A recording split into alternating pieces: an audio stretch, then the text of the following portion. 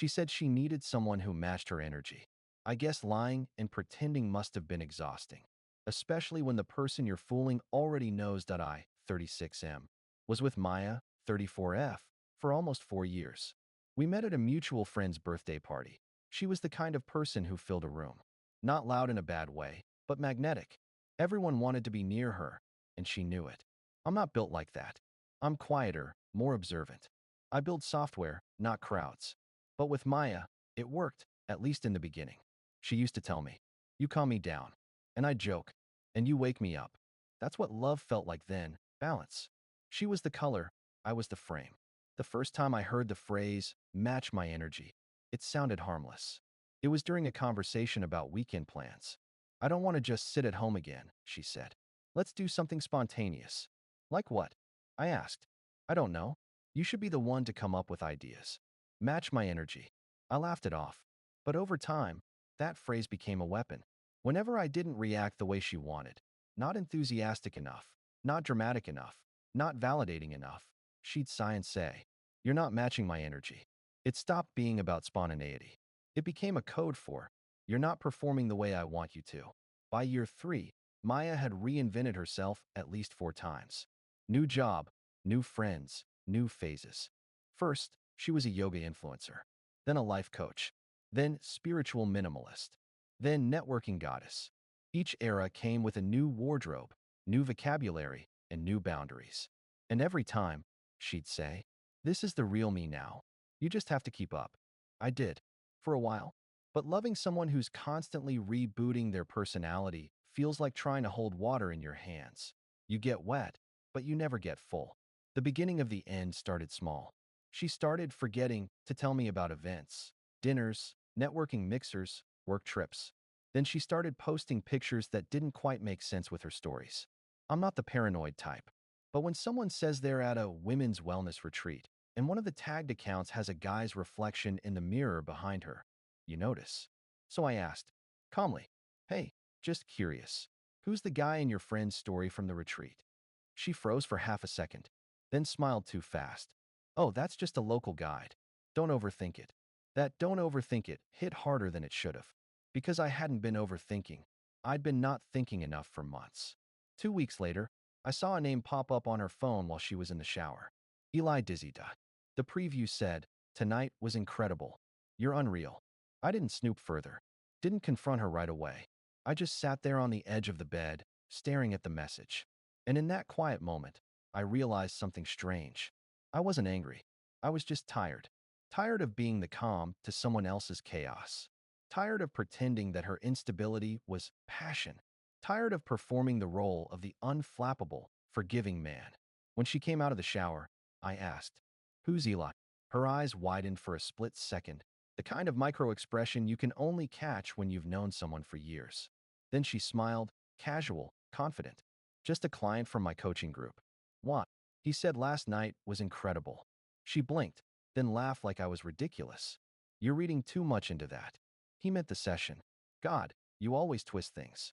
I didn't reply, just nodded quietly, because I already knew the truth, and I didn't need her to admit it. When someone lies that easily, the admission isn't worth anything anyway. A few nights later, she said it. "I just need someone who matches my energy, Aaron. Someone who gets it. You've become so still. You don't inspire me anymore."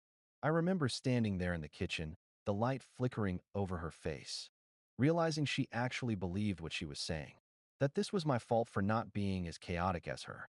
So I said, "Maybe you're right. But if you need someone who matches your energy, make sure you find someone who can survive it." She rolled her eyes. "You always have to have the last word." "No," I said. "You do. You just haven't realized it yet." She left the next morning. I didn't chase her, didn't beg, didn't even post anything online. I just stopped. Stopped checking. Stopped performing. Stopped hoping the version of her I fell in love with would come back. Because she never left, she just kept changing masks. A month later, one of her friends sent me a screenshot. Maya had posted a story with Eli. Same reflection in the mirror. Same smirk. Caption: "When you finally meet someone who matches your energy, dizzied." I didn't even react. Just smiled. A small, knowing one, and went back to my coffee. Because pretending to be someone you're not must be exhausting. especially when the person you're fooling already stopped pretending along with you. That it's been about 7 months since Maya left. 7 months since the Match My Energy speech, the new guy, the social media glow up, the motivational posts about vibrations and choosing yourself. I unfollowed her weeks after she moved out, but people still sent me things, screenshots, stories, captions. Not out of malice, just that human instinct to say, look what she's doing now. At first, it stung. Then, it didn't. Eventually, it became background noise. You can only care about someone else's performance if you're still buying tickets. The first time she texted me again was on a Sunday morning in late April. Maya, hey, I know this is random. Hope you're doing okay. I didn't reply. 3 days later, Maya, I saw your post about that app you built. That's awesome. You always were amazing at staying focused. Still, I said nothing. 2 weeks later, she called. I let it ring. Then a voicemail popped up. Hey, I just wanted to say hi. I've been thinking about you a lot lately. I know things didn't end great, but I miss talking to you. Her voice was soft, uncertain, the opposite of the confident, glowing woman she'd been performing as online. I saved the message but didn't listen again. 2 days after that, she showed up at my office. Not uninvited, but unannounced. That's how she always was. Dramatic timing disguised as fate. She looked different. Thinner. Makeup minimal. Eyes tired. There was no sparkle this time. Can we talk? She asked. We went to a nearby cafe. She started talking before I even sat down. I'm sorry, Aaron. I was stupid. I thought I wanted excitement, but I didn't realize excitement isn't the same as happiness. I didn't interrupt, just listened. It's amazing how silence makes people fill the space with truth. Everything looked great for a while, she continued. The business, Eli, the trips, the posts. But it all just, she gestured vaguely, collapsed. He wasn't what I thought. He said the same things you used to say, but he never meant them. I don't think he even knew me. I nodded slightly. That's rough. She blinked, surprised. That's all you have to say? What do you want me to say? That you miss me. That we could try again. I looked at her, really looked at her, the woman I'd once built a life around, who had walked out like it was a scene in her own movie. Now she was back, not as a villain, not as a victim, just human, exhausted from pretending. Maya, I said quietly, I don't hate you. I just don't belong in your story anymore. She frowned, tears in her eyes. So that's it. You just move on like I never mattered. You did matter. That's why I had to move on. We sat in silence for a long moment. Then she whispered, You've changed. No, I said. I just stopped trying to prove my worth to someone who couldn't see it unless it sparkled. She looked away, then nodded slowly. You were always calm, she said softly. I used to think that meant boring. Now I think it meant peace. I don't know why I ran from that. Because peace doesn't clap for you, I said. She gave a small, broken laugh. Yeah, it doesn't. She left soon after. No hug, no closure speech, just a quiet goodbye and the sound of the cafe door closing. I finished my coffee, paid the bill, and walked out into the sunlight feeling nothing dramatic. No triumph. No sadness. Just balance. A few weeks later, she texted again. I really am sorry, Aaron. You were good to me. I didn't know how to match that kind of energy. That one made me smile. Because maybe she was right. Maybe she finally understood that peace is a kind of energy, the kind most people don't know how to keep up with. I didn't reply, not out of bitterness, but because the conversation was already complete. Her sorry wasn't about reconciliation, it was a confession, a way of saying, I finally understand what you were offering. And that was enough. Now, months later, I don't think about her much.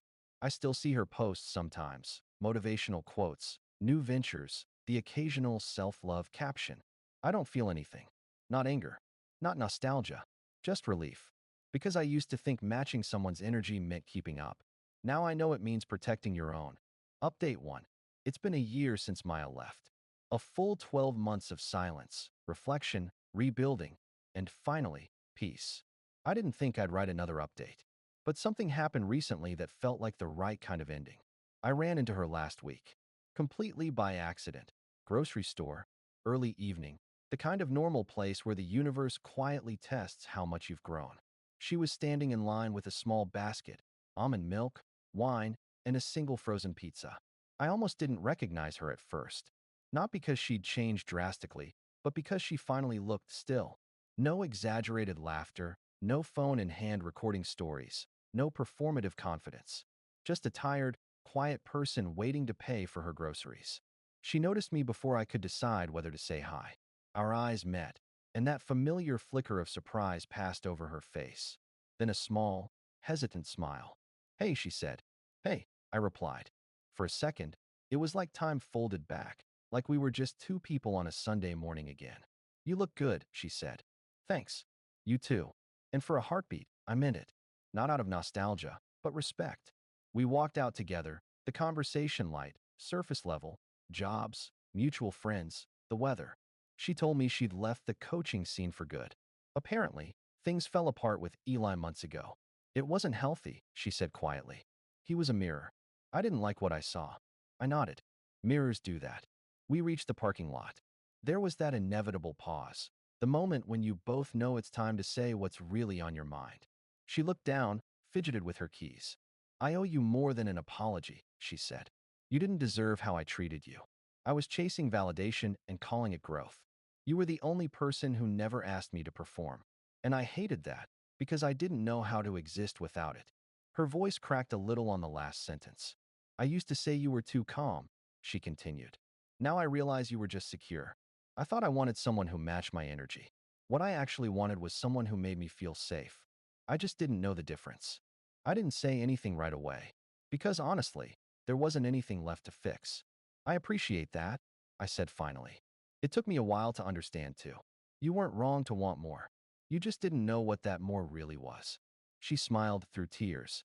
"You're still doing that thing," she said, saying the kindest possible version of the truth. "It's not kindness," I said.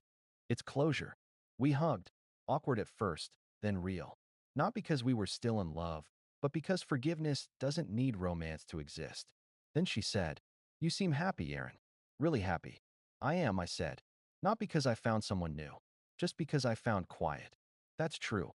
I didn't rebound, didn't rush into healing, didn't try to prove anything. I just lived. I went back to hiking, built a small side business, made new friends. And the most surprising part? Somewhere along the way, I started seeing someone new. Emily, a writer. She's calm, grounded, not flashy. When I told her about Maya once, she just said, "Sounds like you learned how to stop mistaking noise for connection." And I laughed, because she was right. Sometimes, at night, I still think about that phrase, match my energy. It used to sound like a challenge. Now it sounds like a red flag, because the right person doesn't need you to match their energy. They just need you to be genuine in yours. Before we parted that day, Maya said, "I hope you're happy." And I said, "I hope you are too." And I meant it. That's how I knew I was done. A year ago, I was trying to keep up with someone who didn't know where she was going. Now, I walk at my own pace. No performance, no energy, just peace. And somehow, that's everything I ever wanted. Final update. It's been a little over a year now. If you told me back then that this would all fade into background noise, that the texts, the pictures, the constant ache would one day just stop echoing, I wouldn't have believed you. But it does. It always does if you stop feeding it. Last week, I moved into a new apartment. Nothing fancy, just clean, light, and quiet. I built a small shelf by the window, something I made myself.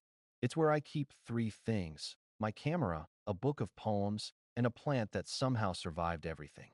Funny thing about plants, they don't need matching energy. They just need consistency. I haven't spoken to Maya since that day in the grocery store. She hasn't reached out again, and I haven't checked. I think we both knew that was the real goodbye. A friend told me recently she's living in another city now, teaching workshops on authentic living. And you know what? Good for her. Maybe she finally found the version of herself that doesn't need a mirror to exist. I don't resent her anymore. In a strange way, I'm grateful. Because she taught me what love isn't. It isn't performance. It isn't adrenaline. It isn't chasing the next high and calling it passion. Love is boring sometimes. And boring is beautiful when it's peaceful. There's someone new in my life now, Emily. We've been together 8 months. It's quiet, patient, and sometimes hilariously unexciting. We don't fight to prove points. We don't need grand gestures to feel connected. She just sits next to me, legs tucked under her, reading. And sometimes, without looking up, she reaches for my hand. That's what peace looks like. Not fireworks, familiarity. Sometimes, people online still ask about the old post. Did she ever come back? Did you forgive her? Do you think she changed? Here's the truth. Yes, she came back. Yes, I forgave her. And no, she didn't change, but that's not my business anymore. Forgiveness doesn't mean keeping the door open. It means locking it quietly and wishing the person well on the other side. There was a time I wanted revenge. Not dramatic revenge, just the satisfaction of her realizing what she lost. But the real revenge, if you can call it that, is peace. Because peace doesn't clap. It doesn't post. It doesn't announce. It just lives.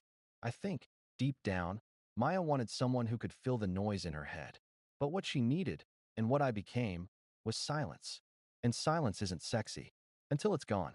If I've learned anything from this entire story, it's this. The right person doesn't ask you to match their energy. They invite you to rest in it. And when it's right, you won't have to chase, perform, or translate. You'll just be. That's the real energy. So yeah, she said she needed someone who could match her energy. Turns out, peace didn't need to match anything. It just needed me to stop performing long enough to recognize it.